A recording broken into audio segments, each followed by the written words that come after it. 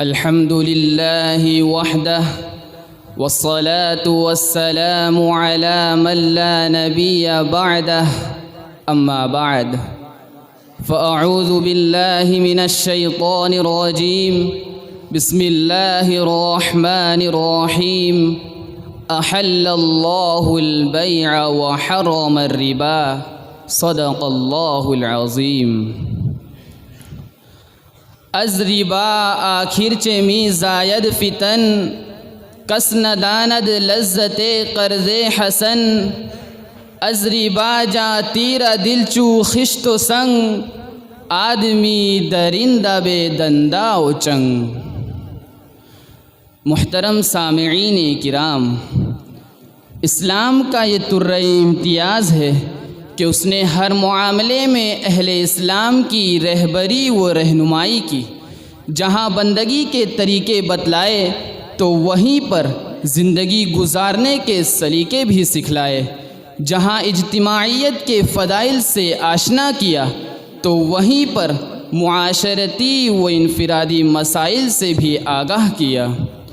اسی طرح اگر اسلامی تعلیمات کا جائزہ لیا جائے تو یہ بات اظہر من الشمس ہو جائے گی کہ اسلام نے عقل حلال کی اہمیت کو جا بجا اجاگر کیا تو ساتھ ہی ساتھ عقل حرام کو ناجائز و باطل قرار دیا. انہی باطل طریقوں اور عقل حرام میں سے ایک طریقہ سود خوری کا بھی ہے. سامعین کرام، اسلام میں سود اور ربا کی حرمت کوئی مخفی چیز نہیں ہے. ہر کس و ناکس اس سے واقف ہے، بلکہ جو کسی مسلمان گھرانے میں پیدا ہوا ہو وہ اتنا ضرور جانتا ہوگا کہ اسلام نے سود اور رشوت کو حرام قرار دیا اور لین دین کو حلال قرار دیا. احل اللہ البیع وحرم الربا. فرزندان توحید، سود ایک ایسی وبا ہے جس سے کوئی ملک، کوئی شہر، کوئی محلہ، کوئی خطہ تو دور کی بات ہے، ارے کوئی گلی بھی خالی نہیں ہے. آج ساری دنیا سود کی تباہی و بربادی سے دوچار ہے. ایک بات یاد رکھ لیجئے کہ دنیا میں لعنت سے بڑھ کر کوئی بددعا نہیں. میرے رسول چمن رسالت کے مہکتے پھول جن پر ہو رحمت الہی کا نزول، حضرت محمد رسول اللہ صلی اللہ علیہ وسلم نے کبھی کسی پر بھی لعنت نہیں فرمائی. دشمنوں کے ساتھ رحمت والا برتاؤ کیا. لوگوں نے گالیاں دی تو آپ صلی اللہ علیہ وسلم نے دعائیں دی. گر کسی پر بھی لعنت نہیں فرمائی. مگر جب سود خور کا تذکرہ آیا تو لسان رحمت للعالمین بھی یہ کہنے پر مجبور ہو گئی، لعن اللہ آکل الربا وموکلہ وشاہدیہ وکاتبہ. یعنی صرف سود خور پر اللہ کی لعنت نہیں بلکہ سود پر گواہ بننے والے پر اللہ کی لعنت ہے، سود دینے والے پر اللہ کی لعنت ہے. غرض سودی نظام میں ملوث تمام افراد پر یکساں لعنت الہی ہے. اسی پر بس نہیں بلکہ اللہ نے ہر گناہ کے کرنے پر عذاب کی وعید بتلائی، ڈرایا، دھمکایا. مگر جب سودی نظام کی باری آئی تو اللہ نے سود خور کے خلاف کھلے عام جنگ کا اعلان فرما دیا اور حکم کر دیا، یا ایھا الذین آمنوا اتقوا اللہ وذروا ما بقی من الربا ان کنتم مؤمنین فإن لم تفعلوا فأذنوا بحرب من اللہ ورسولہ. یعنی اے ایمان والو، اللہ سے ڈرو، اپنے مالوں کو لگا ہوا سود چھوڑ دو اگر تم مومن ہو. اگر ایسا نہیں کرو گے تو اللہ اور اس کے رسول سے جنگ کے لیے تیار ہو جاؤ. ذرا اندازہ تو لگائیے کہ اللہ نے کتنی بڑی بات بیان فرمائی ہے کہ اگر تمہارے اندر ایمان ہے تو سود چھوڑ دو. تو پتہ چلا کہ ایمان اور سود ایک جگہ جمع نہیں ہو سکتے. جب تک آدمی سودی نظام سے دور نہیں رہے گا اس کا ایمان بھی کامل نہیں ہو سکتا، بلکہ اللہ نے اس کے خلاف کھلے عام جنگ کا اعلان فرمایا ہے. اور میرے رسول آقائے نامدار تاجدار مدینہ حضرت محمد رسول اللہ صلی اللہ علیہ وسلم نے سودی نظام کی قباحت کو بیان کرتے ہوئے فرمایا کہ ساری زندگی سود کھانا تو دور کی بات، سودی کمائی تو دور کی بات، ارے سودی رقم سے کھایا ہوا ایک لقمہ اتنا برا ہے کہ میرے رسول نے صاف طور پر فرما دیا کہ سود کا ایک لقمہ کھانا گویا اپنی ماں سے ایک مرتبہ نہیں، 2 مرتبہ نہیں، ارے 3 مرتبہ نہیں بلکہ 70 مرتبہ زنا کرنے کے برابر ہے۔ اب بتاؤ کس میں دم ہے کہ وہ اپنی ماں کو زانیہ بنا ڈالے۔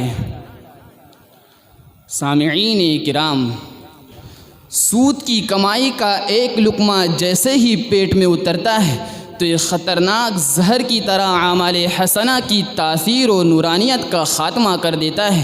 قبولیت دعا کی تاثیر جاتی رہتی ہے، اعمال و احوال میں برکت ختم ہو جاتی ہے، پھر نیکی اور بدی میں امتیاز کی قوت بھی چلی جاتی ہے، دل پتھر ہو جاتا ہے، آدمی ظالم بن جاتا ہے، غریبوں اور کمزوروں کے خون کو بہترین مشروب سمجھ کر پینے لگتا ہے۔